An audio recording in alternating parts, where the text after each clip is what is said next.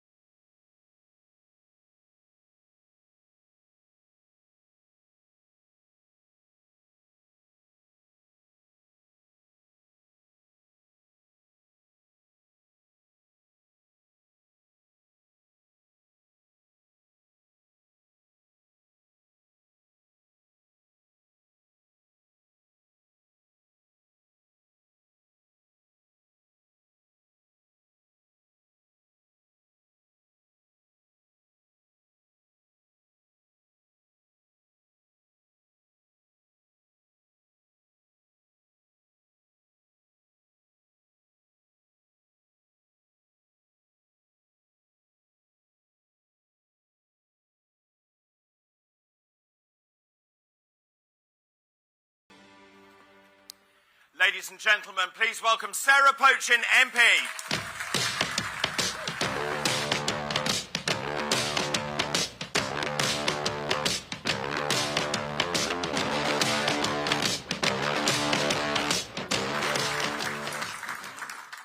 Thank you for that lovely welcome. And Dr. David jokes, he calls me Mom, while Lee Anderson calls me the Duchess, so there you go. But I do his ironing for him, so I think that's the only reason he calls me that. But it's just wonderful to be here today. It's such an honour to be here. And every single day that I have been in this job, I pinch myself with the privileged position that I was voted into. And we laugh about the 6 votes. Everyone claims the 6 votes. In fact, I think several of you this morning have said they were your votes. But the fact is we've overturned a 15,000 Labour majority.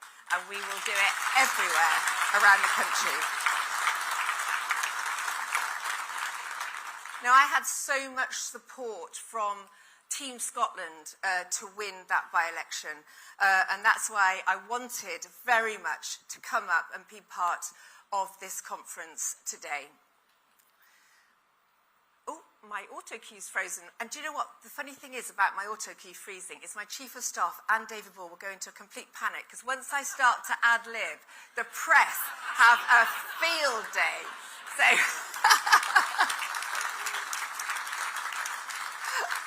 In fact, we were talking about the reform tartan then, weren't we, whilst I'm just waiting for my auto cue. And I really wanted to come on in a reform tartan burqa, but it apparently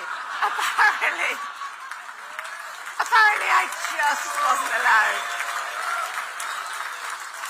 Do you know what? One day, let's have one of these events that aren't live streamed, and we'll do it. We'll do all the naughty stuff, we'll do all the bits that have gone wrong, and all the effing and jeffing when we do our pieces to camera and all the rest of it. It'd be hilarious. Anyway, right, my speech is back, so come on, let's get on with the serious stuff. But Reform UK here, north of the border, and under the leadership of Lord Offord, who, by the way, was great company last night. We had a beer and a curry, and it was fab.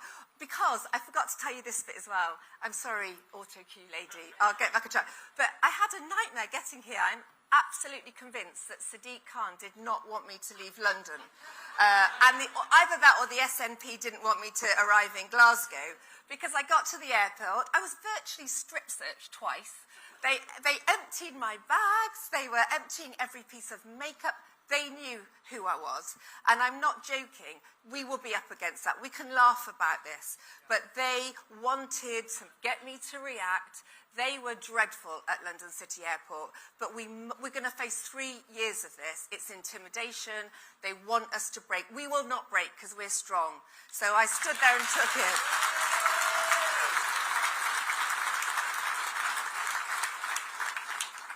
But Reform UK up here in Scotland, under the leadership of Lord Offord and Martin Green, is a force to be reckoned with. And I have no doubt we will get more MPs in the north, as well as everywhere else across the UK, beginning with more members of Parliament in the Scottish Parliament in only 49 days' time, was it, I was told.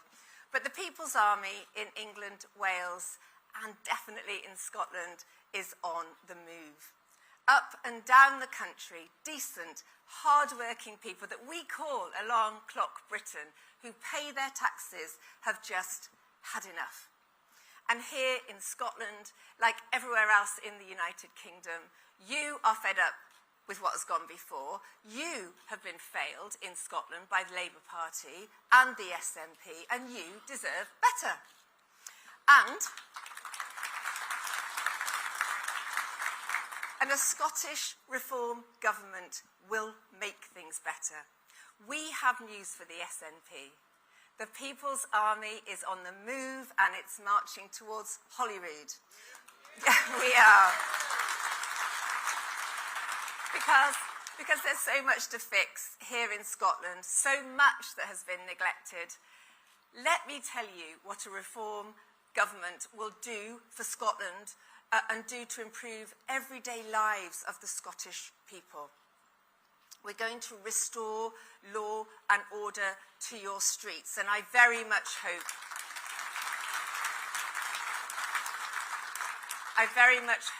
that the whole area of law and order will be something that I will be looking after, and believe me, I'll be taking no prisoners.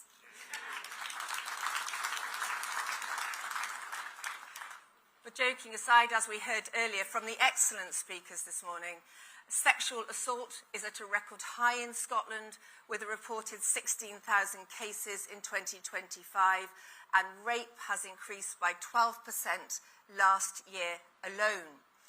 1,000 prisoners were released early onto our streets here in Scotland. Shoplifting surged to a record high in 2025, with over 50,000 cases recorded, whilst the SNP cut the number of police officers in Scotland by 1,000 since 2020. Reform will put police back on Scottish streets. Reform will stop the early release of prisoners, and there will be no legalising of drugs, of heroin, under a Reform government.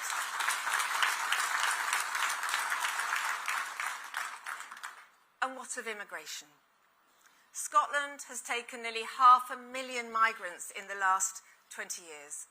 Last year, there were reported 6,350 asylum seekers in Scotland. Glasgow Council is forecast to spend £66 million of your money in 2026 this year on housing asylum seekers. Reform will detain, deport all illegal immigrants in Scotland.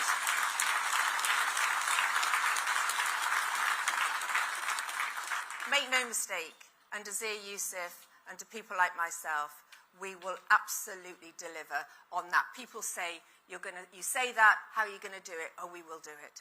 Because we are working already on getting out of the ECHR, repealing all these Human Rights Act bills. We will do it because it is about the will of the government to do it. And by the way, all that money that I've talked about will be spent by Glasgow Council will, of course, be spent on you, on the things that are important to you. Only Reform will prioritise your housing needs. We will tackle the soaring welfare bill. And do you know, in Scotland, that is forecast to increase to nearly £10 billion in 2030. We've got 800,000 people in Scotland who could be in work but are economically inactive at the end of 2025, these statistics is not sustainable. And this is a massive risk to the Scottish Government's financial position. This country is, whether it is England, Wales or Scotland, going bankrupt. Under the SNP, we've heard some of this talked about passionately this morning. Scotland's oil and gas industry has been destroyed, but reform will rebuild it. The UK uses 1.4 million barrels of oil a day, but we import half of that. Half of that we import. Why? Why? In Scotland, you have the highest average gas and electricity bills in the UK, and yet you are surrounded by, walking on, look out to sea, you're surrounded by energy. But the mad net zero policies of this Labour government have ensured the demise of that industry. Do you know that, think about it this way, every new wind turbine that gets put up by Ed Miliband means that our energy bills go up because of the net zero levies that then attracts. Reform will cancel net zero.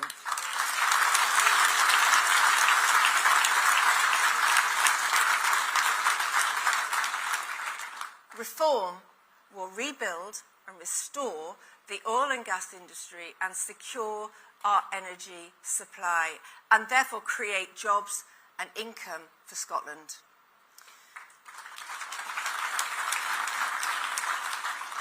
Now, Scotland has a proud history and it's played a pivotal role in the defence sector. I talk a lot about defence. It's a subject close to my heart. My dad was in the army, as you know, and I take every opportunity in Parliament to support our veterans. But in Scotland, the naval presence at Faslane is needed now more than ever and needs to receive more support and investment. And the same goes for the RAF Quick Reaction Alert Base at Lossiemouth. Only reform will restore the military presence in Scotland. Only reform will increase defence spending. And all governments talk to increasing it to 3% of GDP, but it needs to be more. We are living in times of unprecedented global insecurity, times that we haven't seen for decades. Clearly, we had the Ukraine, well, we've still got the Ukraine war, but now more than ever, the world is unstable. And as we all know, we can barely send one single warship out there to help.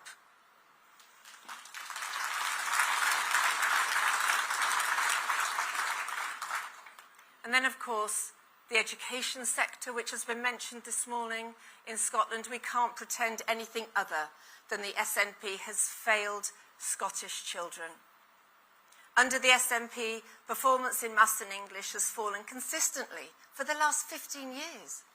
There is an existential crisis in Scottish schools which needs urgent attention, because if adults fail children in the most basic of provision, how can we expect them to lead prosperous, fulfilling lives, to be upwardly mobile, and to lift themselves out of the poverty that so many are in? And I feel very strongly about this, because I would not be standing here today if it wasn't for education.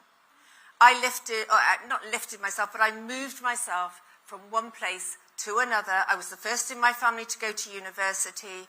I took every opportunity that came my way, and the only reason I'm here is education. I've got 2 sons of my own, and I am a passionate believer that we are failing children up and down the country at the moment with our education system. And don't get me started. I hosted yesterday a forum about what our children are being taught in schools and the indoctrination of some of our children in schools. Not all schools, but some children.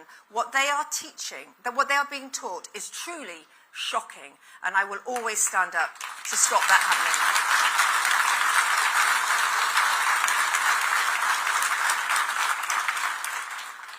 And of course, finally, what about the NHS? The NHS total waiting list in Scotland, 800,000 people at the moment, equates to 1 in 6, as Dr. David Bull said, waiting for treatment. It's no wonder, is it, that thousands of Scottish people are being forced to travel elsewhere in the UK looking for treatment. But just like the NHS in Scotland here, it's broken in England, it's broken in Wales. So we need experts like Dr. David Bull to take that on, head it up, and really sort it out. Now, the last thing I should mention, because of course it's one of your most famous industries, is the whisky industry, an industry that employs 40,000 and is worth well over 5 billion. But I have to confess, I have never actually had a glass of whisky. I know, I never have. And you know when you watch things on telly sometimes, and I always think it looks so cool when ladies sort of ask for a whiskey on the rocks. Is that what you do? I don't know. But it always looks very cool. So if anybody in this room wants to educate me in the art of whiskey drinking, then bring it on, because I think I'm probably old enough by now to have had my first glass of whiskey, and it's clearly been a part of my education that has been sorely missing. So I'm in Scotland. Someone get me a glass of whiskey.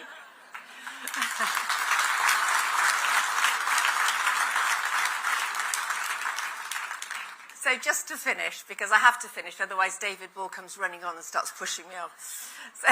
So just to say that, look, if you want change, if you want somewhere to pin your hopes for a better future for the people of Scotland, you must vote. Well, we know that you'll vote, but you need to get your friends, your family, your work colleagues, explain what you've seen today, what you've heard today, the authenticity of what we say, the feeling with which we say it, the commitment with which we believe what we're talking about. What I say to you, I say from the heart.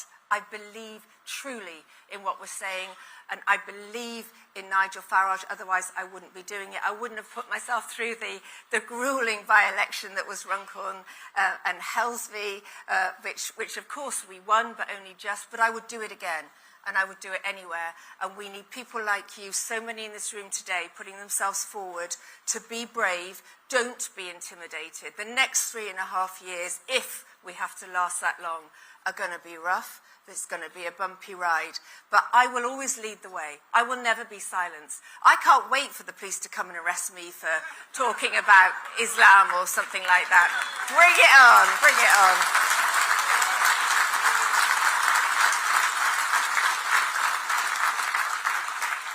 So thank you for everything you're doing. We can't do it without people like you, but we will do it. The People's Army is on the move. It's a great phrase. I don't know who thought of that. I think it might have been Lee, actually. But do you know what? It's so true. Up and down the country, the energy, the feeling, the enthusiasm, the hope, and that is what we're going to campaign on. And we will win. We will win. And Nigel Farage will be the next Prime Minister. Thank you.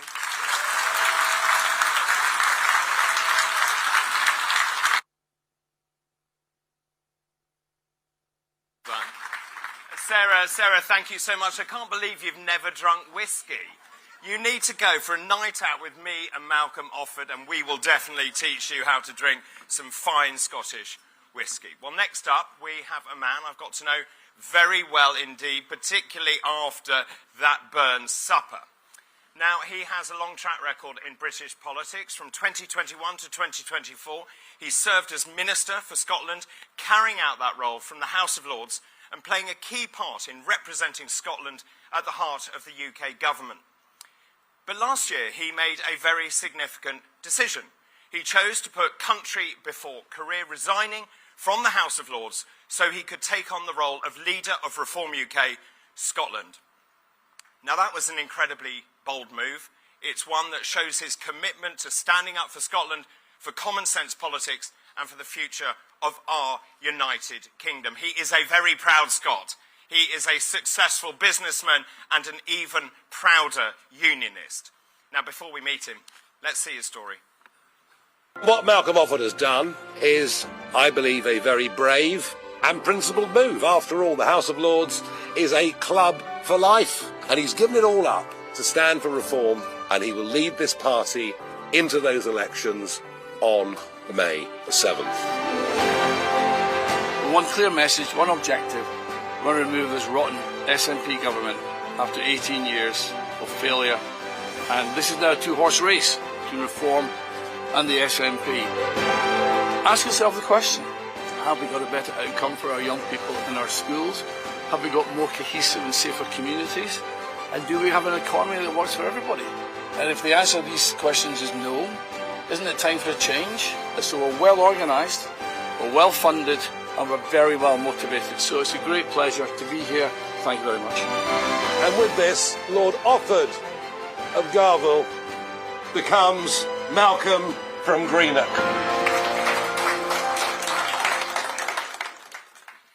Well, ladies and gentlemen, with that, it is my great pleasure to welcome the leader of Reform UK Scotland. Please put your hands together and welcome Malcolm Offord.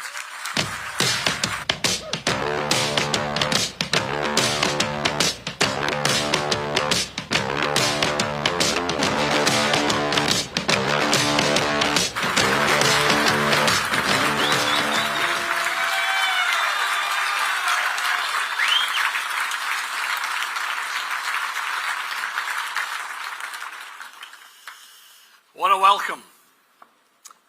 Good afternoon, conference.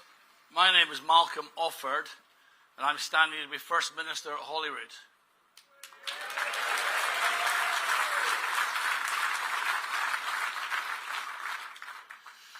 You know, it's 49 days. 49 days until Scotland decides, and 49 days for us to present our vision of a successful Scotland to the Scottish people. And 49 days to convince the public that reform is the real alternative to this rotten SNP government.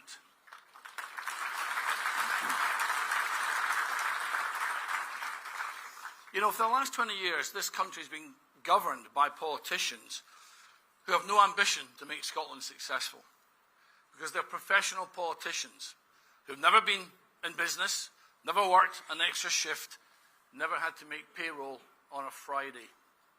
They have punished ambition and aspiration at every turn, raising taxes, trapping people on welfare, allowing bureaucracy to bloat, all while public services crumble. They have badly managed the NHS. Our once world-class education has gone from outstanding to average, and crime, especially sexual assault, is spiralling upwards. They have failed at every turn to protect women and girls. Conference, no longer.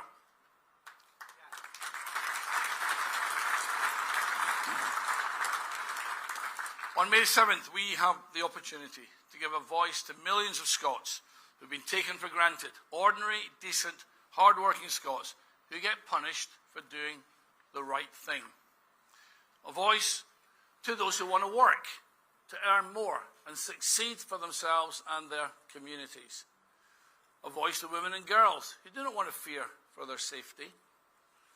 A voice to those who want better healthcare, decent roads, bustling high streets, and to get ideology out of their schools.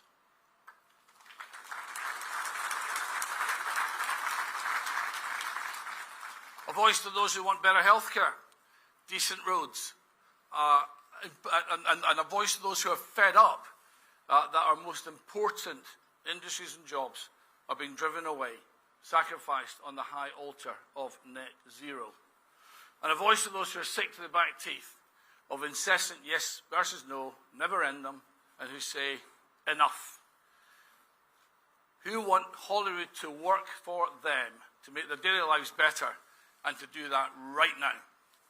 So, yesterday, I was down in Greenock, my hometown. It was a great honour. I was there to submit my nomination papers at the municipal buildings, a building I know very well from growing up there. And, of course, the question is, who is this Malcolm from Greenock, and why Greenock? And the answer is my grandfather. So I'm a product of two grandfathers, one a proud Englishman from Portsmouth, the other a proud Aberdeenshire man with the Doric. And my English grandfather was a working class boy. His family were Jack Tars down in Portsmouth. He was a bright lad, left school at 14, and he got himself into the engineering stream in the Royal Naval Dockyard in Portsmouth. He then got this dream posting with his wife and two young sons, my father and my uncle, to Hong Kong. And he was in the Royal Dockyard in Hong Kong, living the life. There's still these grainy black and white photographs of them in Kowloon Zoo having a wonderful time. Moving in that lovely world of Hong Kong. And then the war broke out, 1939, a letter delivered to the house in Hong Kong, saying you have to come home. Apparently my grandmother was in tears. She was loving that life out in Hong Kong, But she consoled herself by saying, well, at least I'm heading back home to Portsmouth. The last line of the letter said, and you'll be posted to Greenock on the River Clyde. So after consulting with the map, off they went to Greenock. And why Greenock? Because there was a munitions factory, and if those who know Greenock, it's called the Battery Park, still down there. My grandfather was trying to work out, he was using gyroscopes, trying to work out how to make torpedoes move in the water using gyroscope systems. And that's why I grew up in Greenock. My father and uncle were there. I went to school there. My local primary school, Gowran Primary, then to Greenock Academy. And then where I got a world-class education, absolutely fantastic, went to Edinburgh University. And then I discovered that I had something inside me. I was ambitious. I was driven, wanted to prove myself. And, I was what you might call a lad of parts. And to quote that phrase, Dr. Johnson, back in the day, there's no finer sight than a Scotsman on the high road to England. And I wanted to get to where the money was. And Big Bang had happened in 1986, and I didn't want to be a lawyer. I decided that. And so I thought, I'm going to try something different. And off I went to London. And I arrived there, as I say, I knew one person. I slept on this pal of mine from Paisley. I slept on his floor. And off I went on my journey, driven by this desire to be successful, but absolutely rock solid in the knowledge that I was a proud Scot from a good town, had been given a great education, and nothing was going to hold me back. And that is the sort of pride and determination and drive that I had, and many like me in my generation coming out of Greenock. At that time, the town was deindustrialising. We all had to leave to go to jobs around the world. There's a lot of successful people came out of that. But I think that's really what I'm trying to instill in this conversation that we have for Reform UK, which is that drive and ambition that I used perhaps to begin with for myself and for my family. And I want to use that to make Scotland successful. The drive and ambition I have is to make Scotland successful. Scotland, I believe, is underperforming, and I feel that it's incumbent upon us to change that. And it's time now for Reform UK in Scotland to unleash Scotland's potential.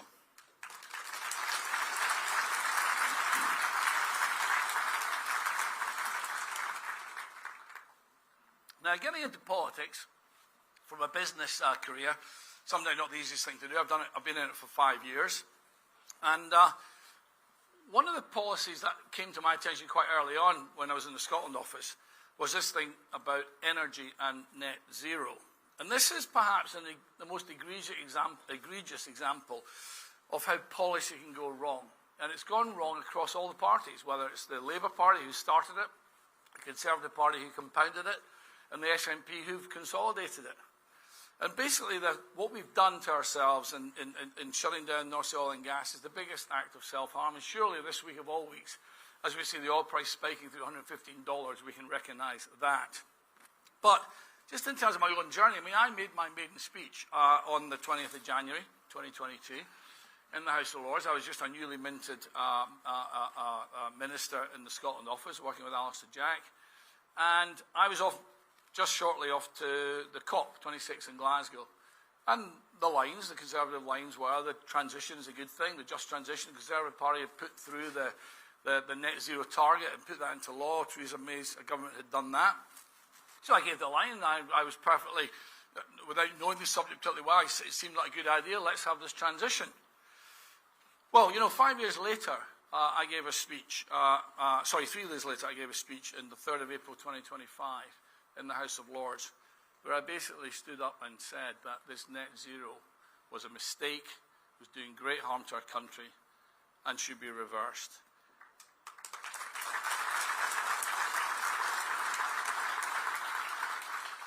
And the biggest darts I had in my back were ones from my own side.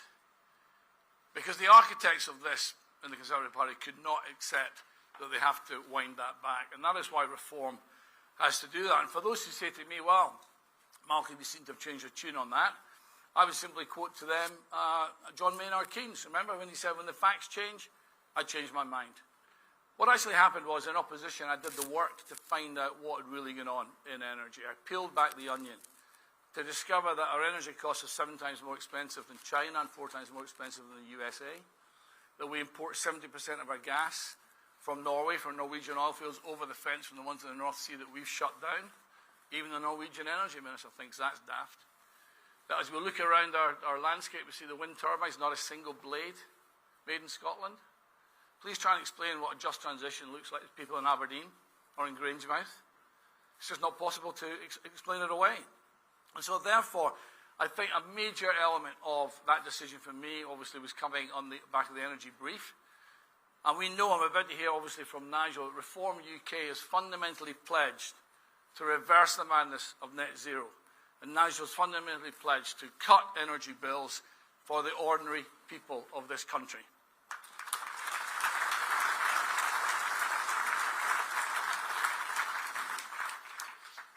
But it's not just in energy where Scots are being punished by the SNP. Scots who want more for themselves, for their families, for their communities in Scotland are now being made to pay the highest taxes anywhere else in the UK. Why are council taxes across Scotland in 2 weeks' time about to go up by more than inflation? Why are families in Glasgow and Edinburgh and the bigger cities to be saddled with even higher new council tax bans, taxes that will hit families and pensioners? Not so much a mansion tax, much more a terrace tax. Why are business rate valuations about to rise in 2 weeks' time on average by 12%, just when rents and energy bills and the cost of labour have also risen? And why are business rates so much higher anyway than in England? And for that matter, across every single band. Why is LBTT so needlessly high? Punishing young Scots for moving closer to opportunities, punishing families for having children, and pensioners for downsizing to make room for them. Why are income taxes for teachers, police officers, nurses and doctors also much higher than in England? And now we hear the SNP say they'd also like to confiscate some of their hard-earned savings too. No wonder those with the broadest shoulders are now shrugging their shoulders. Because the exam question is, for all this spend on your behalf, taken from your pockets, from your hard work, the question is, are our public services better? Yes or no? Are our public sector better? No. No. We have a record amount of spending and we don't have a reward for it. That is what Reform UK must change.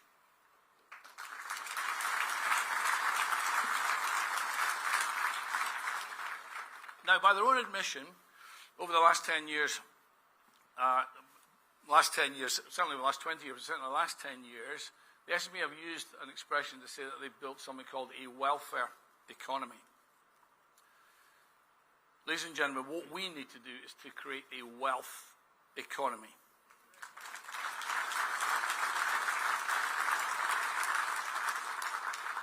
We have 5.5 million population. We've got 3.6 million Scots of working age. And they break down into three groups. We have 1 million who don't work. We have 600,000 in the public sector, and we have 2 million who work in the private sector. And what has happened here is we've got the balance is now wrong between welfare and work. If you choose to work, you should always have more in your pocket at the end of the week.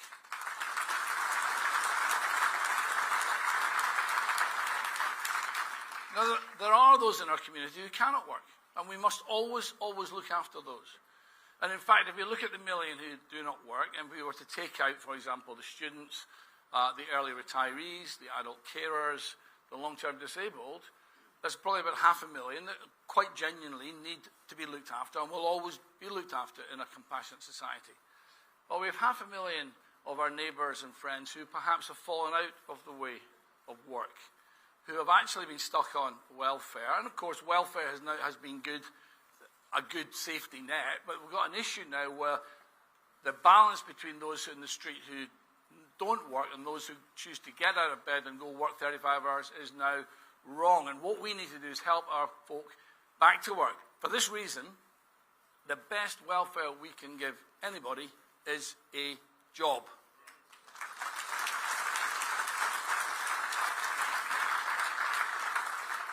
And of course, the welfare economy is also been good for the public sector, and they do a lot of important jobs. But they have had 20 years of upward-only salary increases, no redundancy, and still holding on to final salary pension schemes that went in the private sector a long time ago. The reality is that 2 million who work in the private sector are now being paid less than those in the public sector, and I think the big emphasis for reform in the next 10 years is to grow the private sector, and that is what we shall focus on.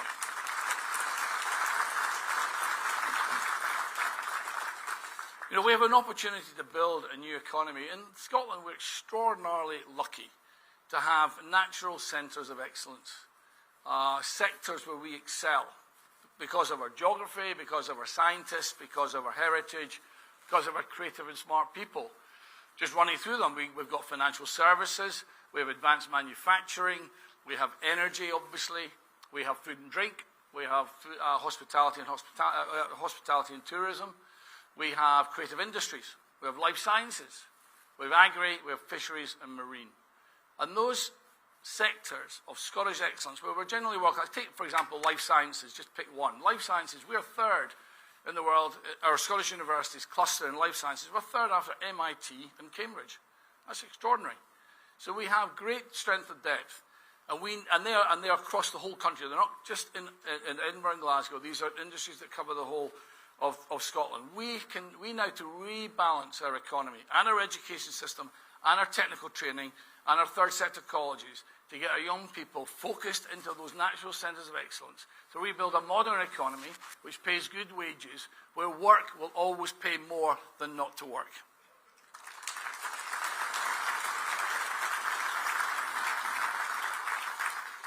So that's why our first priority in our manifesto today, and you've seen that, we've now got that published today. I think we're the first of the parties to now come out with our manifesto. Of course, we were told that we didn't have any policies, we didn't have any candidates. Well, I think we're going to knock that on the head quite well today.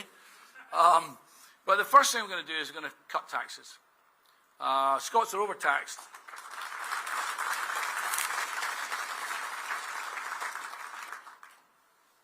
Scots are overtaxed, overregulated, and it's just a continual process of hitting those with the broadest shoulders. So, here's the plan. We've got ourselves in a ridiculous situation in Scotland where we've now got 6 separate income tax bands, which is creating all sorts of disincentives. The law of unintended consequences, it's creating a lot of disincentive in the workplace. So we're going to cut those back to the 3 in the rest of the UK and align back to the 3 bands. And then we're going to cut them all by 1p below. So if you work in Scotland, you'll pay 1p less in each band than you do in England. Now, the cost of this is $2 billion. It costs $1.2 billion to align the 6 bands to 3, and then each 1p cut costs $800 billion. So it's £2 billion. And so, of course, all the commentators say, where are you getting the £2 billion from? That's impossible. How are you going to, what services are you going to cut? Look, the reality is that $2 billion is 3% of the Holyrood budget. So we can find that 3% without any need to cut frontline services to achieve these savings. And here's what we're going to do. I'm going to ask the hall here, how many of you in this hall are involved in some way with business? Please put your hands up. Now, if I said to you overnight, keep your hands up, if I said to you overnight, I want you to find 3% cuts in your cost base, but keep the business stable at the top line. If you think you could not cut by 3%, please put your hand down. So, I don't see any hands going down. Everybody who's in business knows that you can cut probably up to 5% of your costs without affecting frontline services. And the great irony of this, if we talk to our councillor friends in the various town councils, every year Holyrood asks the town councils, asks the local authorities to cut their budgets by 5%. Well, you know what? We're going to do Pac-Man here. We're going to reverse it. We're going to push it back up to Holyrood, and we're going to say, you cut your costs by 3%.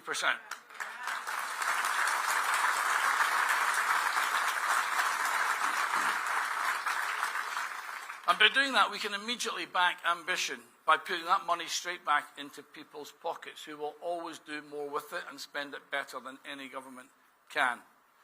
And that, by doing that, by cutting it by 1p, Scotland then would become the most competitive tax regime in the UK. And of course, our objective is to make Scotland the best place to live and work in the UK.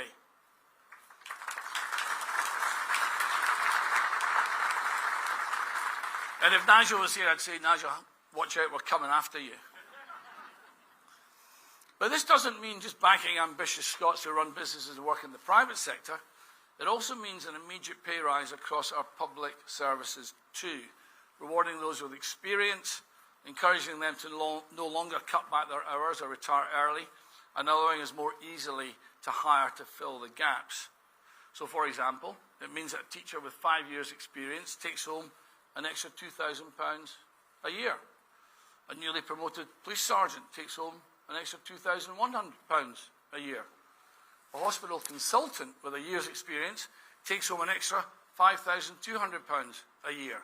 These are not small sums, and they're rewarding frontline work across the board. And here's the thing, especially in our NHS, we know that as nurses are being dragged up into higher tax bands, as we've now got 6 bands where if you go across the band, you lose, not only do you pay more tax, you also lose some of your other benefits in return and pay very higher marginal tax rates. We've got a productive issue and amongst our brilliant nurses and doctors who are now managing their workflow to make sure they don't do the extra hour in order to not be caught. If we can eliminate this and immediately put money back into people's pockets, they will go the extra mile because that's the sort of people that they are.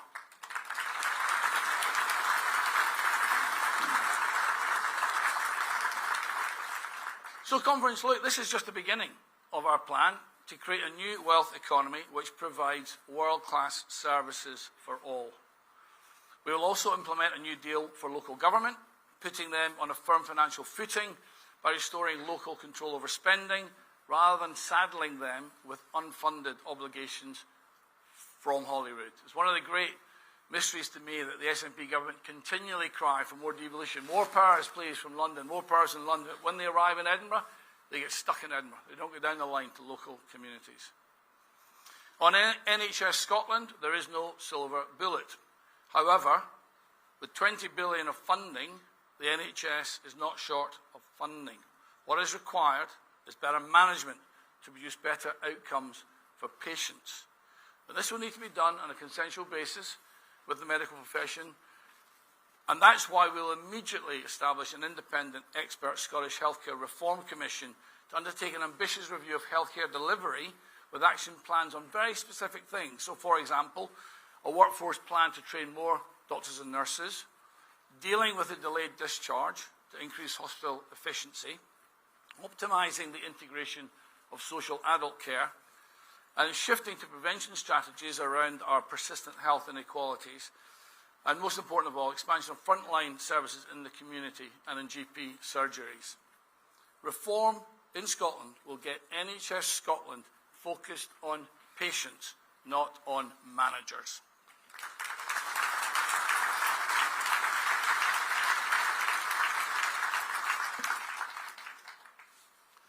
Our schools.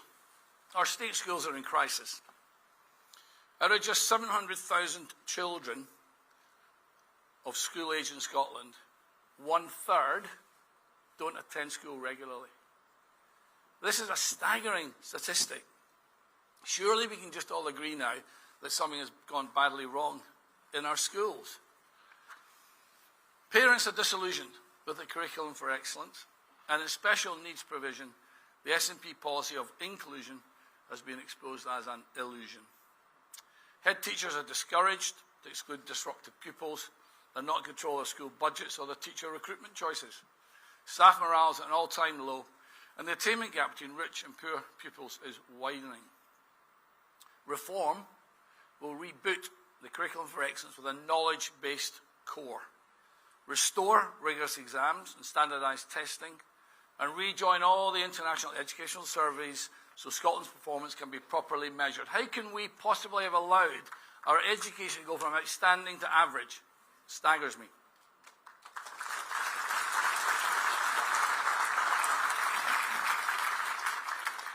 Head teachers will be able to regain control of their budgets and hiring. Mobile phones will be banned in classrooms. And all secondary schools will be able to apply for the Jordan Hill-style self-governance model. Reform will restore Scottish education to world class.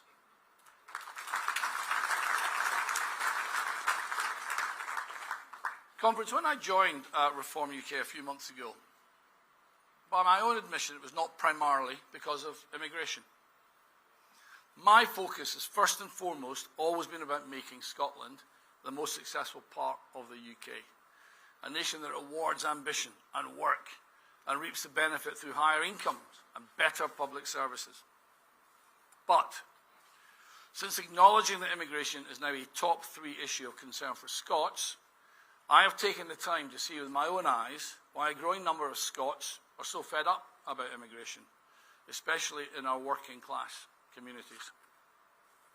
That's why I did the overnight check-in at the homeless shelter in Glasgow, and a big shout out in the hall today for Colin and Lewis, who looked after me. Who are you guys? Good to see you. Doing an amazing job. You must talk to them afterwards to understand what they do.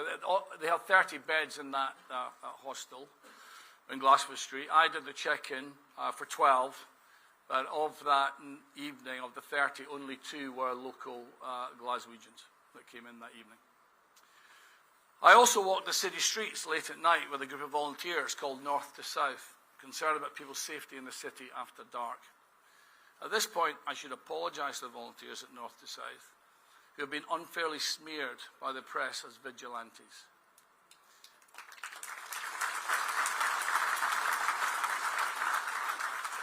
They are volunteers, mums and dads, who walk around the city centre in high-vis jackets in full view of the police, unarmed and with first aid on hand to help local people get home safely after a night out.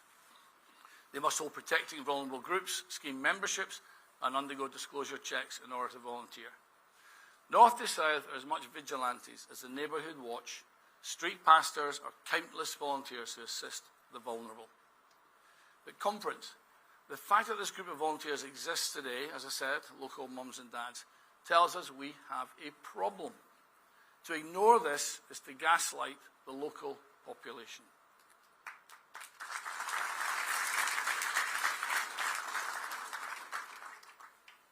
The reality is that this is a symptom of an underlying problem, with police overstretched to deal with a record number of strangers coming to Glasgow with different cultures and values to our own, making the city less safe for women and girls.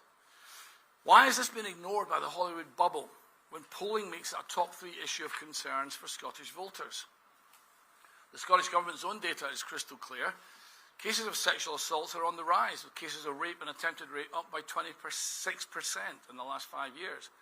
These are crimes that disproportionately affect women and girls. In the meantime, local people are rightly aggrieved when they see priority given in services, especially in housing, being given to strangers who have just arrived. This is a direct consequence of the SNP policy in 2022 to drop the local connection rule, which required local councillors to give priority in housing to local people first. Conference, I say right here and now, Reform will immediately reinstate the local connection rule to give priority of services to local people.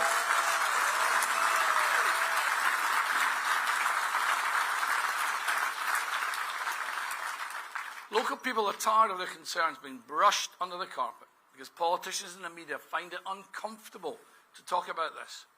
So I will not hold my tongue because they deserve to be heard. The people of Scotland need to know that it's only Reform who will close this idiotic loophole that's allowing people who have never so much as visited Scotland before to claim taxpayer-funded accommodation at ever-growing expense, putting our social housing under pressure and allowing strangers to skip the queue ahead of residents who need it most. This is an injustice which a Reform government will immediately end.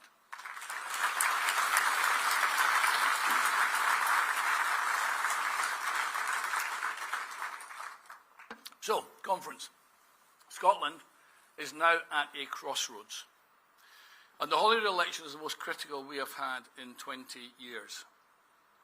Under the SNP's failed government, all we've got in Scotland is mid-table mediocrity. The sad reality, and I hate to say this as a proud Scot, but I have to accept it, the sad reality is that Scotland is broken. But it doesn't need to be this way. I know that all of you are just as ambitious as I am to put Scotland back at the top of the table, to make Scotland the most successful part of the UK.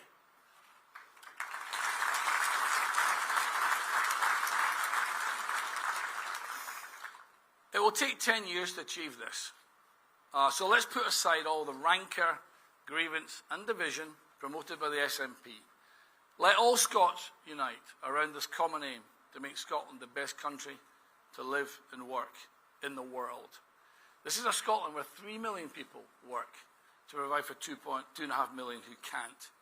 A balanced society where work is cool, where work is rewarded and always pays more than welfare.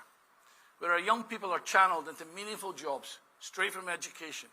And we reskill our adults back into work in our 10 centres of excellence located around the whole of Scotland, not just the big cities. Where we repopulate our town centres with working families and affordable housing. Or where our towns and city centres are bustling once again with activity and civic pride. Where we have the most competitive tax rates in the UK, which allow our creative and innovative people to be productive and solve problems in their local communities without interference from Hollywood. Where we restore our schools and hospitals, once again, to world class, where our economy goes at 3% rather than a measly 1% per annum, and where our communities are cohesive and integrated, where Scots are happier, healthier and wealthier. That is my ambition for Scotland.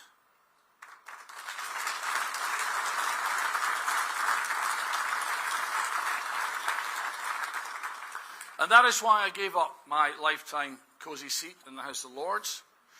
And that's why I wish to serve the people of Scotland as First Minister in Holyrood.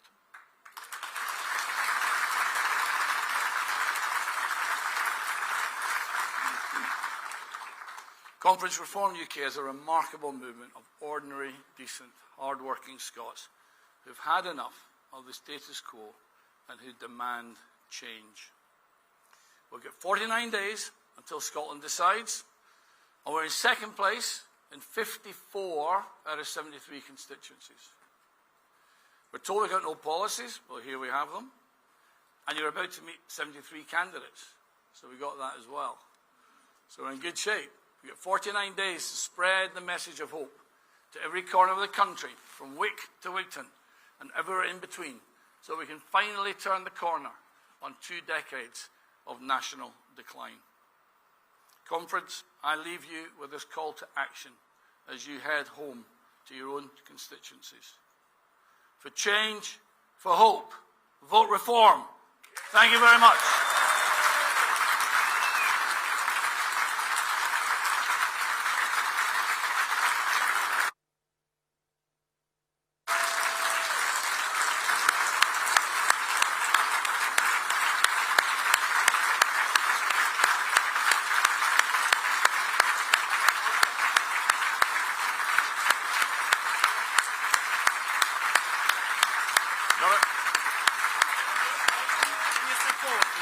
Come forward here.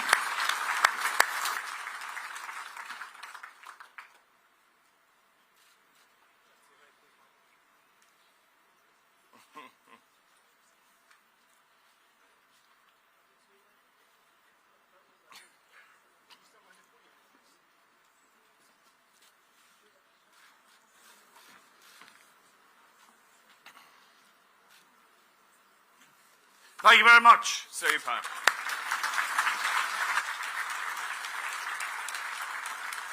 Malcolm, thank you so much for such a passionate speech.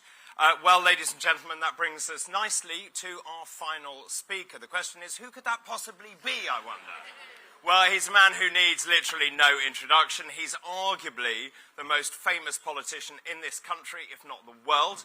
His career, well, it's long, it's distinguished, and it's most certainly varied, let me tell you. Thanks to I'm a Celebrity, he's gained a whole legion of new, young supporters. There isn't much of this man I haven't seen, let me just tell you. And this man also has never shied away from a fight. He took on Nat West, didn't he? And he won. He then went on. He took on YouGov, and he won. And let me tell you, at the next election, he will take on the establishment, and he will win. And ladies and gentlemen, soon he will make history again when he becomes the next British Prime Minister. Now, just before we meet him, let's remind ourselves of his story. We are all ships rising on a turquoise tide, headed towards winning the next general election. This government is deep in crisis. They are not fit to govern. The Conservative Party are riven. There is a new, strong, unified party, the party that stands up for decent, working people, and we are the party on the rise. The energy has been unbelievable. The enthusiasm has been extraordinary. You are the People's Army. Reform is now in government. And the big shout-out message, and it's very, very clear, is if you vote reform, you get reform. And when it comes to country, of what a nation is, this is where I do personally want to confront the Prime Minister head on. No one cares more about the state of this country than I do. There is nobody more determined than me. But I tell you what, folks, that was just the beginning. Thank you very much indeed. Ladies and gentlemen, please welcome the leader of Reform UK, Nigel Farage, MP.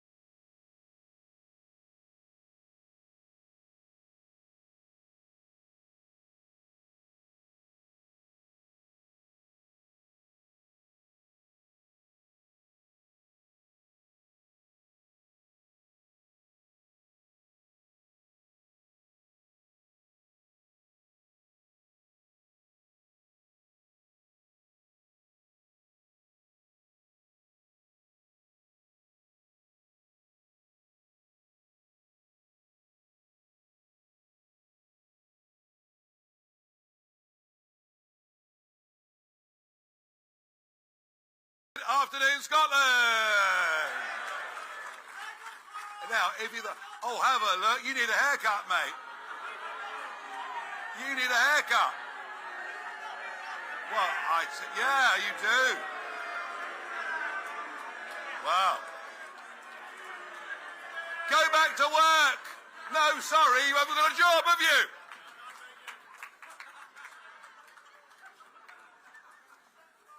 Well, there you are. Those that don't work have plenty of time to come and protest, don't they? I bet you he's not self-employed running his own business, is he? I bet he doesn't understand what government at all levels has put on hard-working people in this country, the highest ever level of taxes during the lowest period of growth, where people work longer hours than they ever had to, and where often their next-door neighbours rise at midday, have Deliveroo come and smoke dope for the afternoon. And you know what? That is exactly what Malcolm was just talking about. We have, frankly, and it's been going on for years, by freezing tax thresholds and much else, by punishing those that are self-employed or run small businesses, we've become a country where work for many people, frankly, doesn't pay. And we are the party of Alarm Clock Britain. We are the party of people who get up in the morning, go to work, do their bit, pay their taxes, believe in our nation, defend its culture, and frankly, we're all they've got left.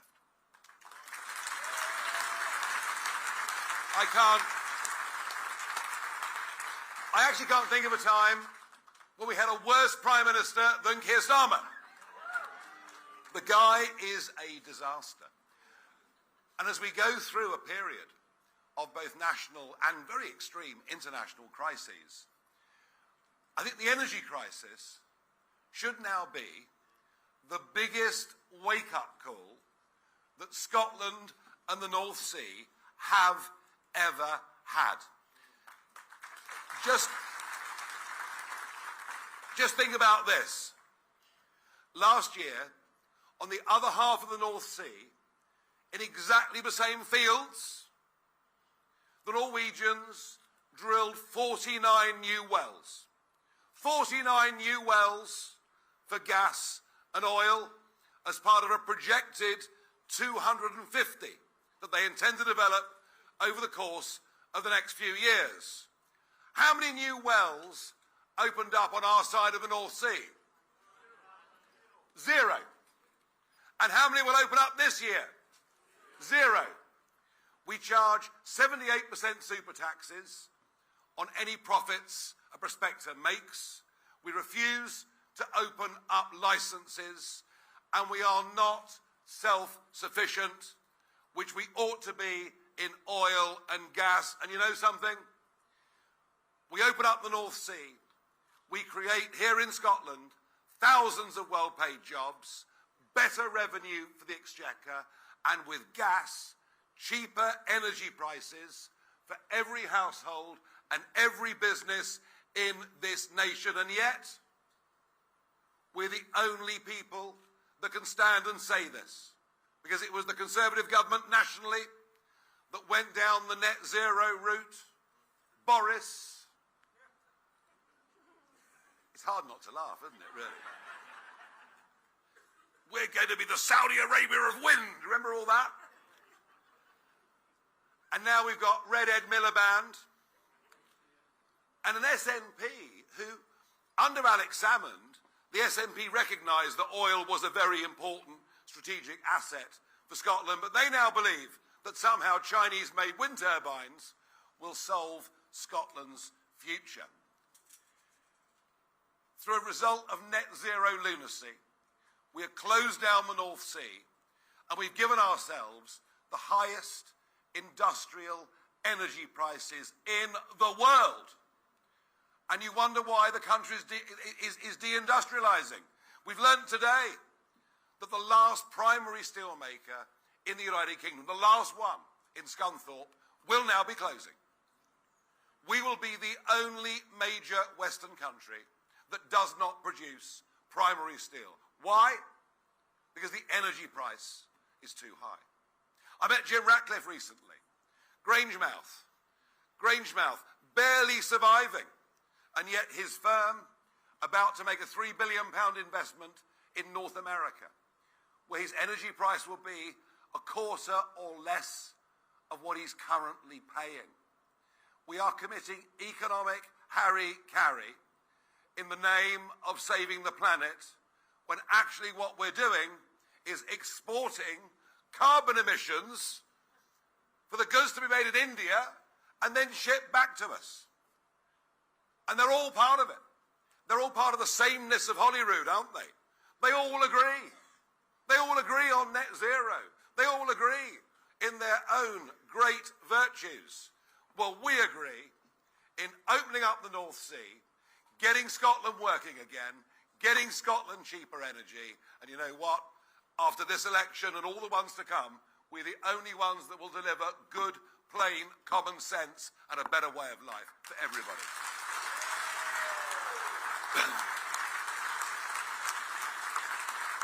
And we are the only people who will stand up and defend British culture.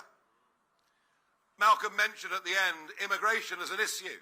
There was a myth for years that no one in Scotland cared about immigration. But it's just not true, is it? It's just not true. I mean, not only is Glasgow now the asylum capital of the United Kingdom, but Holyrood have even passed a law in favour of it. They seem to think that you want young men from Afghanistan who come by boat across the English Channel to get privileges that ex-servicemen living rough on the streets of Glasgow can't have. Well, we know where we stand, and we stand with our people, not those who enter Britain illegally.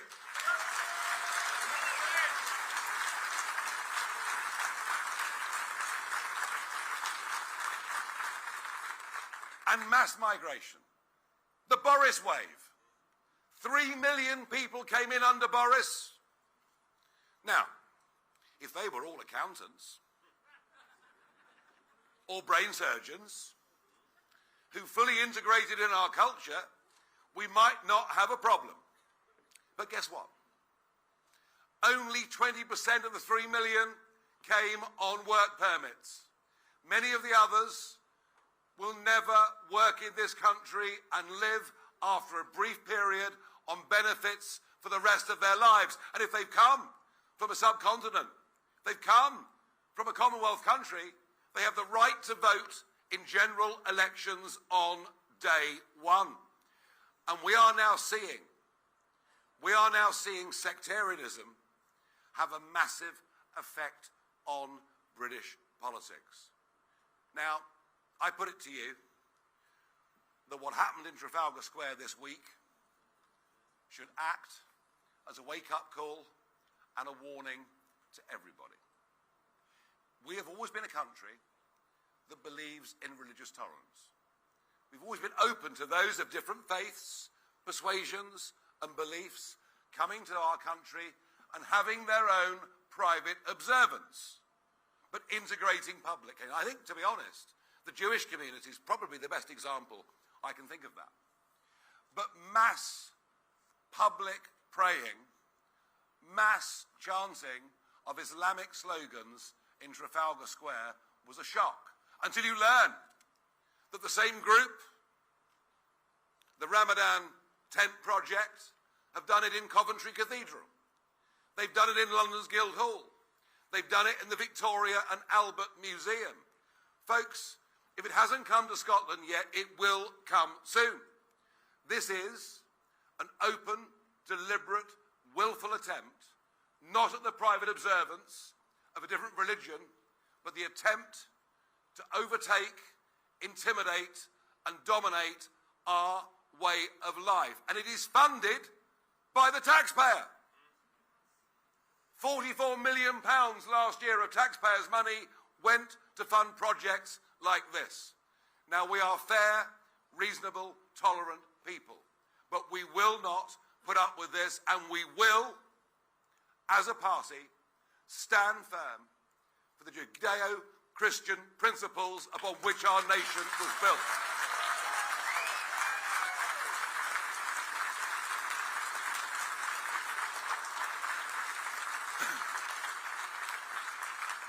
Now, saying that Starmer is the worst Prime Minister in history, Scotland has had a succession of First Ministers from whom it's difficult to pick which was the worst one. What is of no doubt is that Scotland is in a very bad way. The economics, the education, the health delivery, the drug deaths, whichever way we look, we see social decline. And we have to offer young people in Scotland hope. Belief that going on benefits is not the way forward. Belief that learning proper trades and skills from the age of 16 is the way for so many to succeed, but only by reindustrialising, only by getting cheaper energy, only by beginning to change the culture that exists in too much of lowland Scotland can we achieve these things. And the manifesto that has been put to you today is a bold attempt to make a start at making Scotland competitive again, at making Scotland economically attractive again. And I think Malcolm was very frank when he said it is a 10-year project. You cannot turn around chronic problems like this literally overnight. But goodness me, this is needed. The consensus that has built up in Holyrood around most major policies has frankly made the parties virtually indistinguishable over the course of the last few years. This election is going to be different. And I'll tell you why it's going to be different. It's the fellow sitting over there, who is unafraid to challenge the Holyrood consensus, unafraid to challenge the cosy club that is built up around Holyrood, around the Quangos, around much of the media, around almost the entirety of the political class. He's prepared to stand up on your behalf and challenge all of that. And already we can see with his every pronouncement, they're going potty. Offord derangement syndrome has set in to Scottish politics. Well, all I can say is good. Good because it means it takes the pressure off me. And good because it's high time that somebody dropped a rock in the pool and started a proper debate about what is going wrong in Scotland and what the answers and the solutions may be. Offord on your behalf with our candidates. We'll do that over the course of the next 7 weeks, where we will establish a big number in Holyrood. We'll become the official opposition, and who knows? Who knows? If it catches fire, who knows what we might be capable of. So I want to say,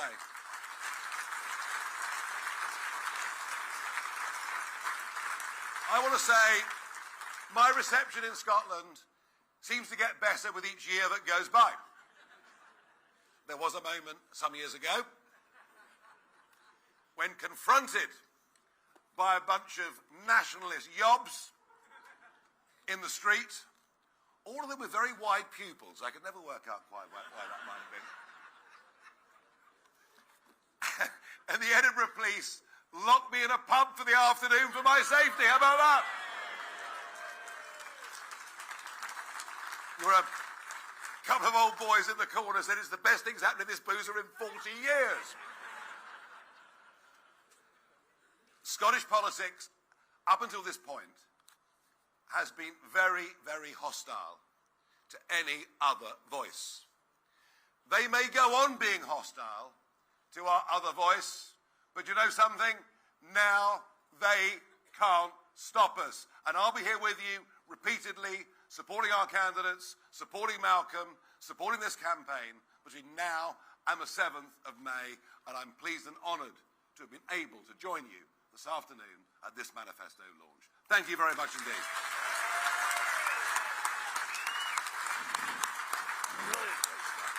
Let's hold a manifesto up.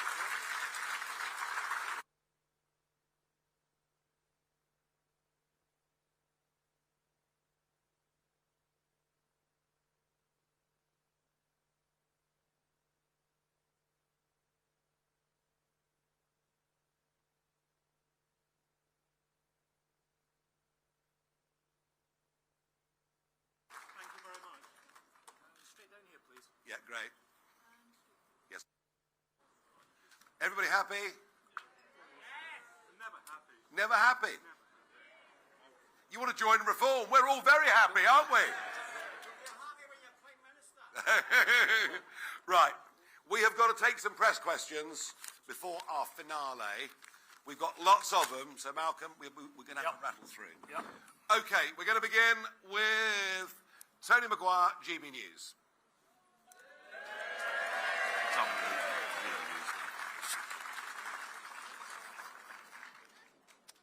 Good afternoon, Nigel and Malcolm. I just wanted to ask you a bit more of a national story to kick us off here. Sadiq Khan has told an Italian newspaper that he wants Labour to pledge to rejoin the EU if they win the next general election. Just wanted your thoughts on that, but also perhaps how should the SNP take that? Because they've been told for 10 years now not that they've been shut down any opportunity to revisit their referendum. If the SNP were a nationalist party that believed in the independence of Scotland, they would not wish to leave the UK and hand it over to Brussels and join the euro. They're a bunch of hypocrites and need to be exposed as such. As for Khan, As for Khan, Rachel Reeves, all of them, they haven't got the imagination. They can't see the world's moved on. Why would we rejoin a bunch of economies, many of whom are doing even worse than we are, and shackle ourselves to them? It's complete madness. It won't fly. And by the way, we've got Lila Cunningham taking on Sadiq Khan as Mayor of London in 2028. And he will be out. He'll be out. Glenn Campbell, BBC Scotland. Oh, come on, give him a break. Give him a break. It's nice to feel that warm welcome. Nigel Farage, when you see the sharp spike in energy prices, do you regret saying that the UK should stand by America in the action against Iran? The action against Iran was a decision taken by the Americans and the Israelis. We weren't part of it. I wasn't part of it. But you know something, in life you have to pick a side. And I think to have forbidden the Americans from using Diego Garcia, for example, was a terrible mistake. A terrible mistake. And we don't have to agree with everything America does. We don't have to join the offensive. I mean, how could we? It's now 19 days since a sovereign base was attacked in Cyprus, and not a single Royal Naval vessel has yet arrived. So we should support them. I'm not suggesting getting involved in the war. We're too weak and puny, even if we wanted to. But if we cast America off completely, our islands are defenceless. That is the point I'm making. Thank you very much indeed. Sorry, come in anytime you want, Michael. We'll try and wrap this through. Ewan Petrie from STV. This is like a pantomime, isn't it? Merry Christmas, Mr. Farage. My question is about timing today. Your conference began at exactly the same time as First Minister's questions. The Holyrood Parliament was also referred to this morning as a concrete jungle. Isn't that displaying a level of contempt for a parliament to which you are hoping to get members elected? Oh, I'm very good at that. I expressed lots of contempt for the European Parliament, but in 2019, we became the biggest party in the whole of Europe. Look,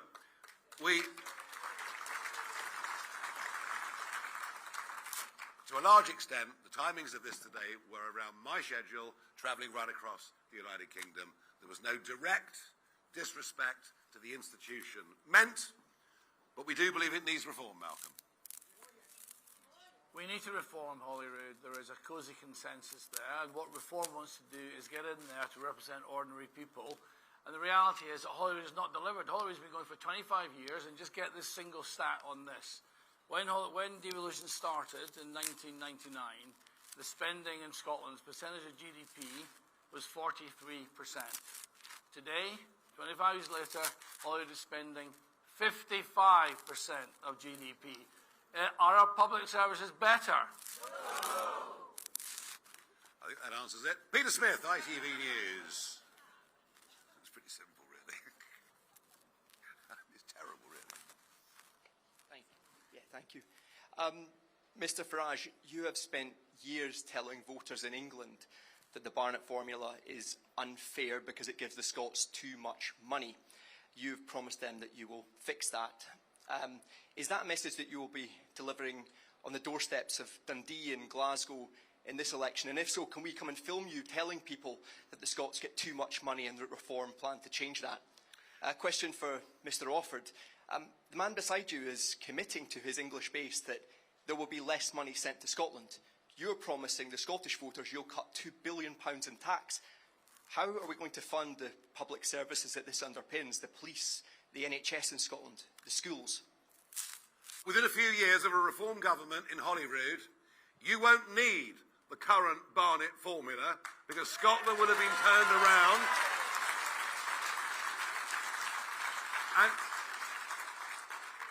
And even the culture of saying we must get more and more and more from central government, if you think about it, it's the wrong mindset.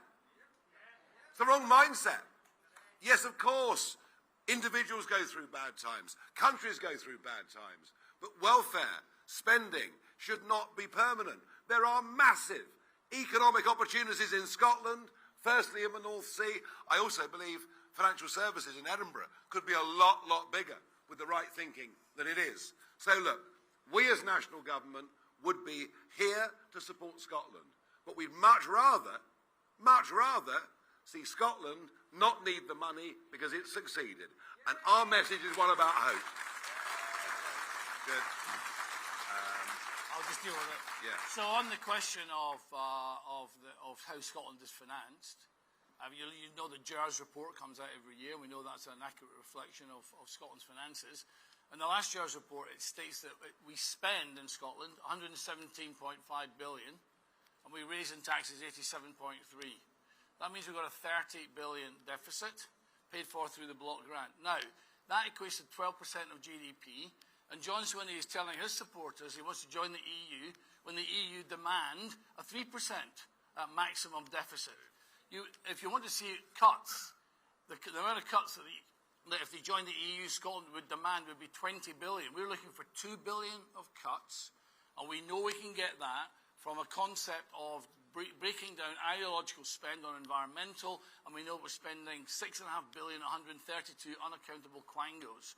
We know that we can find 3% of the Hollywood budget. And this is the thing, that when we put that money into £2 billion pound cut, we will over 10 years, we can earn 8 billion back. And that is how we'll fix the deficit in Scotland, which the SNP refused to acknowledge.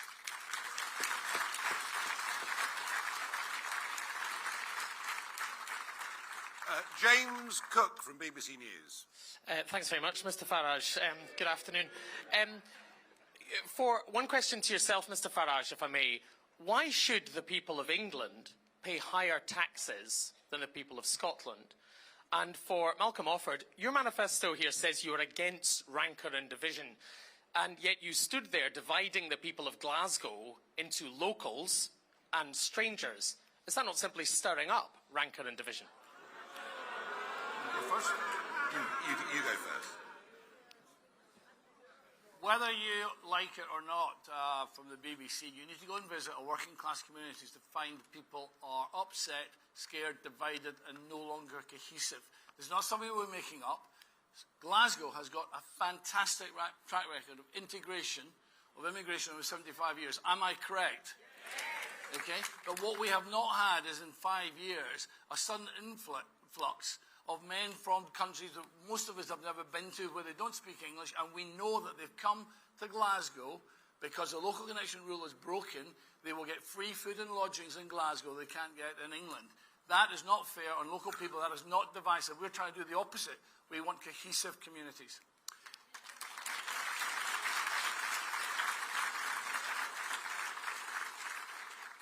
In successful economies like America, which is growing at 4% a year compared to our just about zero, different states charge different rates of taxes. It's called competition. There was a Scot called Adam Smith a few years ago, and this is the 250th year of his book, funny enough, who understood that competition is good. If we in Scotland were to become more competitive, or you in Scotland, I should say, become more competitive than us in England, the English will moan and say, why can't we have this too?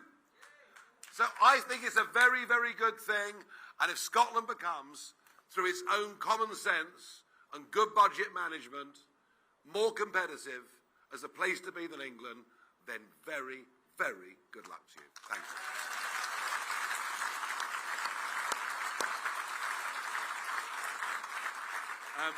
Catherine Sampson, Channel 4. Malcolm Offord, you said at the start of this you want to be the next First Minister.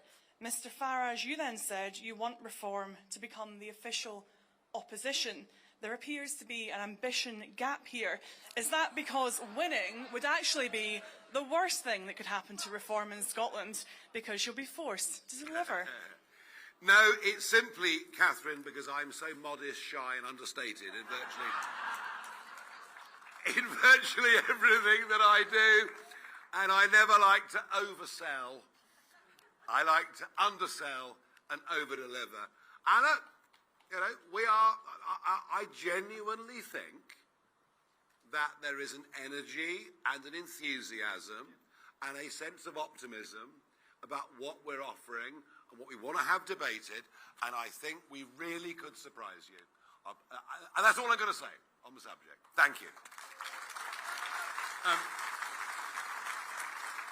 David Walker, Scottish Daily Express. Hi both. First, a couple of questions for you, Nigel. You suggested in your speech that the Islamic chanting you see at Trafalgar Square will come to Scotland. Could you please expand on that a wee bit? Ways are going to happen and why? And John Swinney suggested that the Reform voters and anti-immigration people are racist. What's your thoughts on that? And Malcolm, in your manifesto you said you're going to reduce the number of MSPs. Why would you do that? Why would you reduce the number of MSPs? Look, the Muslim Brotherhood, which is prescribed in most Arab countries in the world, is still allowed to flourish in this country. It has an agenda, a dangerous agenda, which is they don't want to adopt or integrate with our way of life. They want to impose their way of life on us. And what you saw in Trafalgar Square, what you've seen in Coventry, are examples of that. I promise you, if it's happening in the Midlands, Scotland is not far behind. And I want to say this. The attempt, really since Blair's time, to shut down any rational debate about immigration, population explosion, or culture, the attempt to shut it down by screaming racist, do you know what? It doesn't work anymore. No one's listening.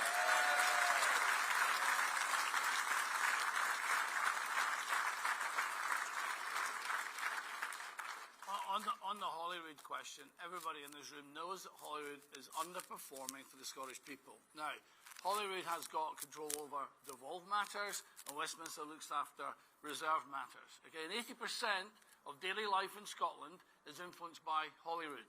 Let me ask you this question. What percentage of Holyrood debating time is given to devolved matters, the schools, the hospitals, the roads, instead of ridiculous debates on international matters or reserved matters to London?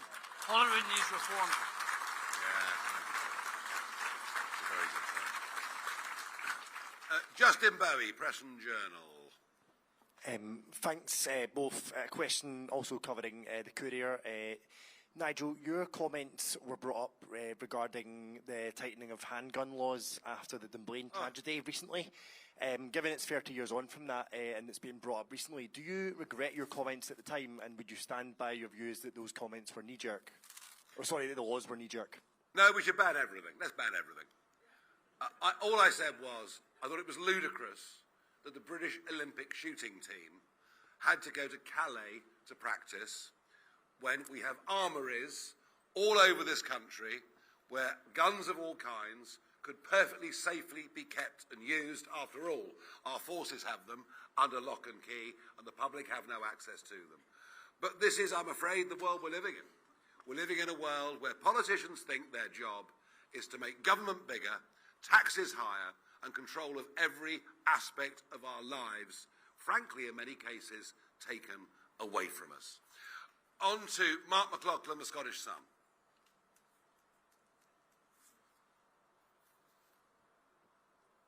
Good afternoon. You spoke earlier and you said that Scotland was a tolerant society. On the front page of the Scottish Sun today, we have someone promoting terrorism, but it was Paolo Nutini saying up the Ra. A couple of weeks ago, we had a riot at Ibrox, people saying up the Ra and fuck the Pope. So do you also condemn or homegrown sectarianism as much as you do imported sectarianism? And yes, also, of course. And yes. also, you spoke about cohesive communities. I listened to Thomas Kerr's speech. He talked about deporting scumbags, a people's army, ready for battle, man the barricades. We're not here to be friendly. We're not here to be part of the consensus. We're here to rip it up. Do you not think that when people are as angry as you say they are, that kind of language, militaristic language, could be dangerous and inflame tensions rather than build cohesive communities?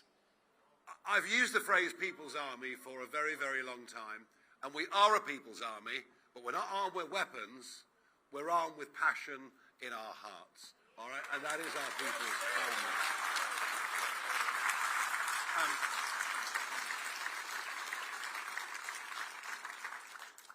Those of us of a certain age have grown up with sectarianism in Northern Ireland politics and specimens of sectarianism in Scottish football. Luckily, fairly isolated, although punch-ups at Ibrox and fights have become quite a part of normal life. If that doesn't frighten you, I don't know what does. That is competing religions, and in some places, a competing view of the future of the island of Ireland. What I'm talking about, and by the way, the vast majority of Muslims in Britain want no part of any of this. Want no part of any of this. I'm talking about a willful attempt by bad actors who should be prescribed by law in this country, backed up unbelievably by taxpayer funding, that want to take over this country and turn it into something different. And if we don't stand up and fight, we'll jolly well lose. We're going to fight, I promise you.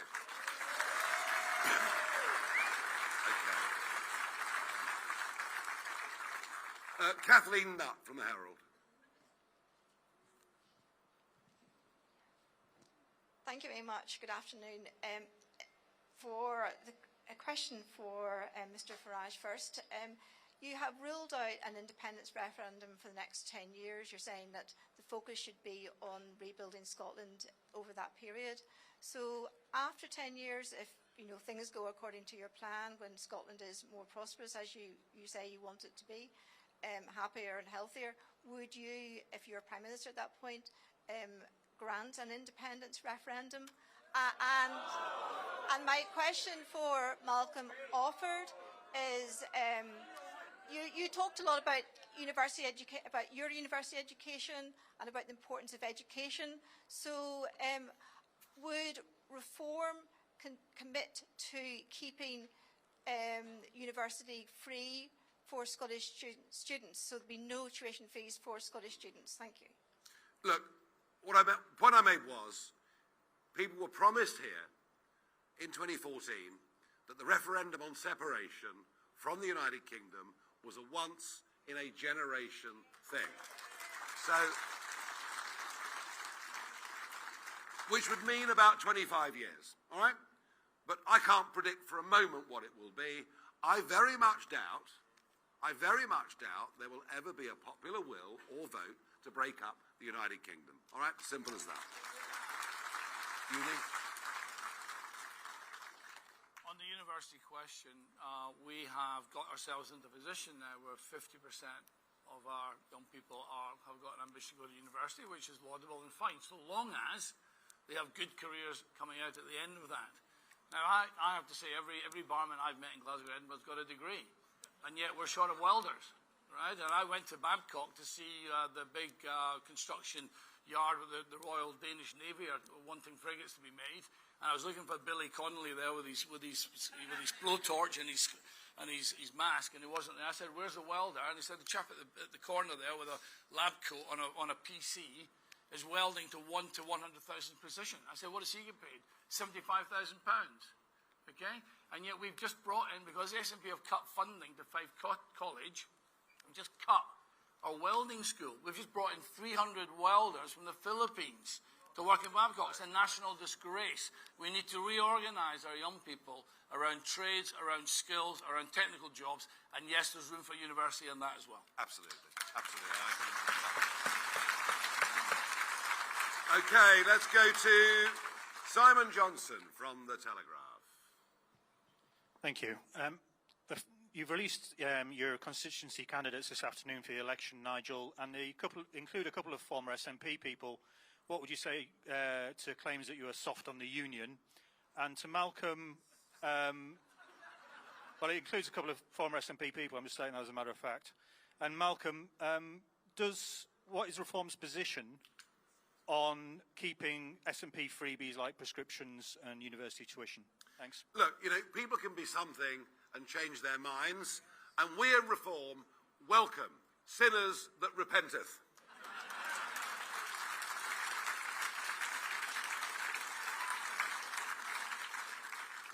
So, on all the freebies, I said in my speech that in the last 10 years, SNP have created a welfare economy.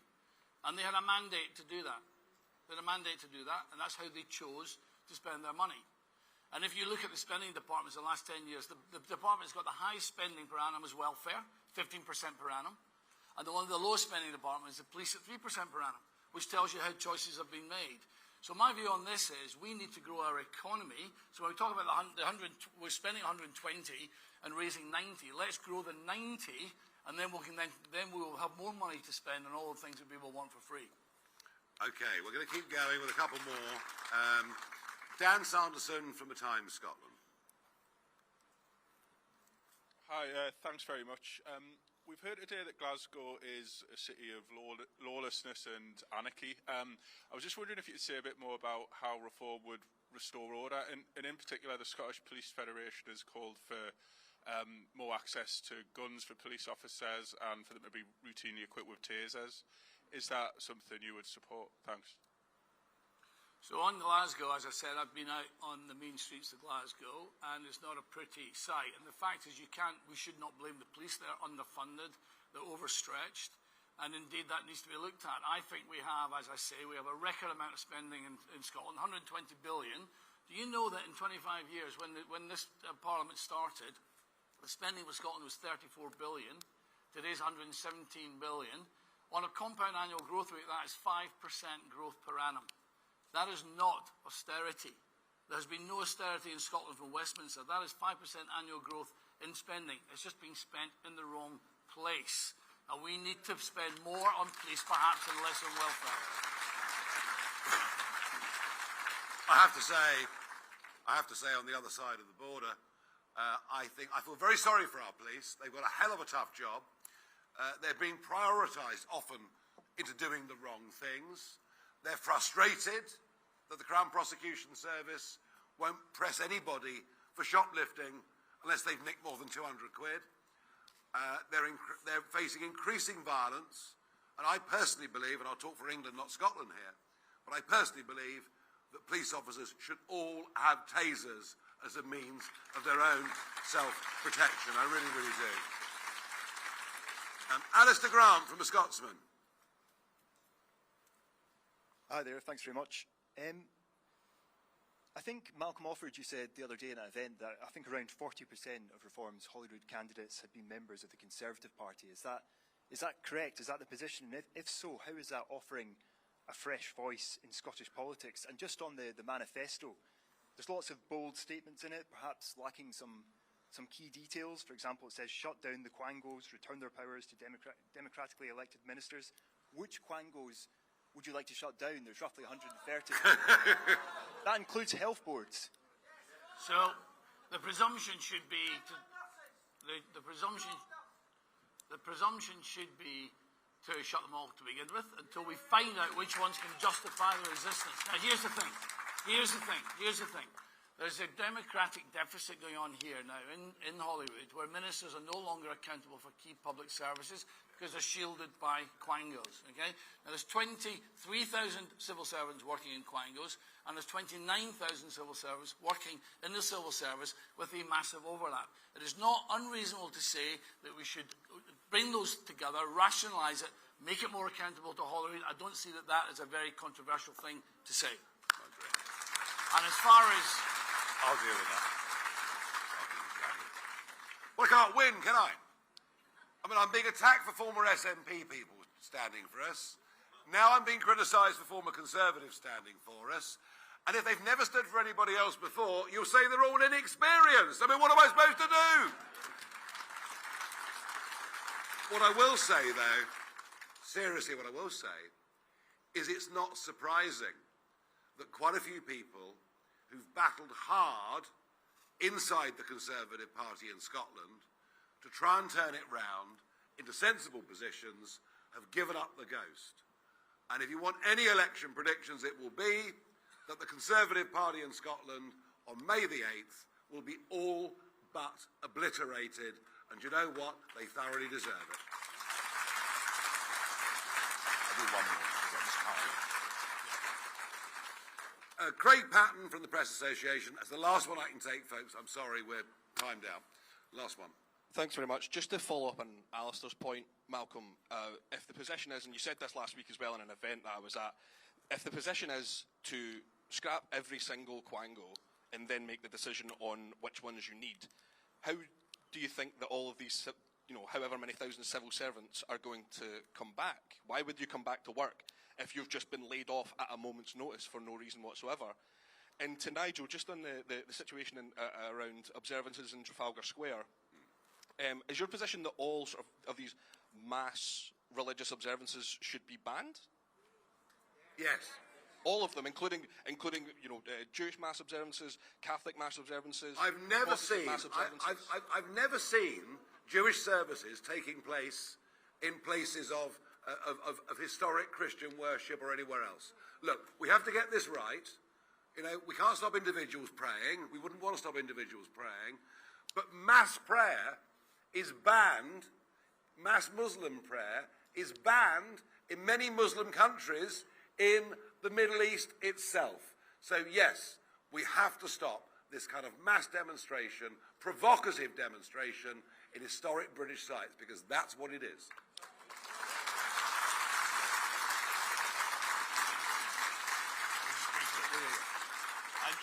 Just briefly on the Quangos, we've got 132 Quangos costing £6.5 billion. The National Information Commissioner Hamilton has just said he doesn't know what they're all doing, what they're all doing. When you say they get back to work, will they come back to work?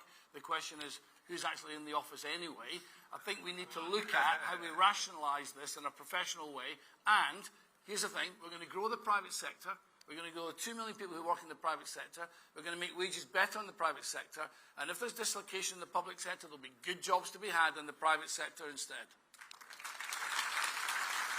Okay, can I ask all of I can't do any more questions. I know there were more. I've taken a lot. Can I ask all of the candidates that are standing for us in the Scottish Parliament to come and join Malcolm and myself on stage? Please. Get your copy. I've got a little plan for the end. Yes. Very good. Just us. Okay, spread round. They're coming in both sides. Very good. Very good. Well, I wanted you all to get a look at the men and women who are putting their heads up over the parapet. Some of them are sinners from the SNP, others from the Conservative Party, and some are complete political virgins. But either way, we're very, very grateful to all of you for doing this, and we are going to make, are we not, the most enormous noise up to May the 7th and do amazingly well.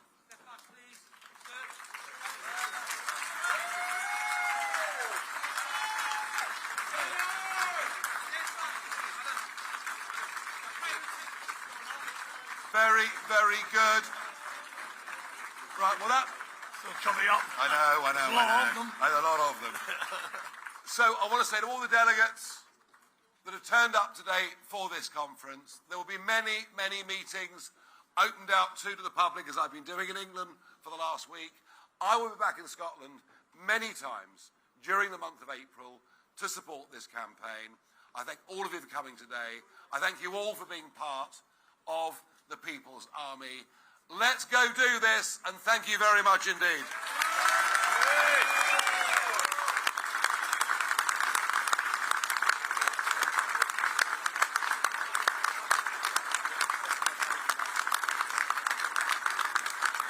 Very, very good.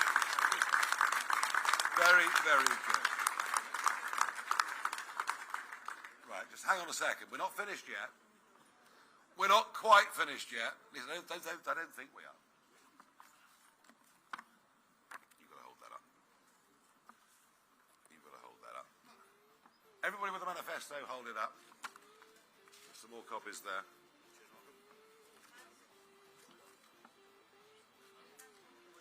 There we are. Yeah, very good. Hey! That picture's amazing.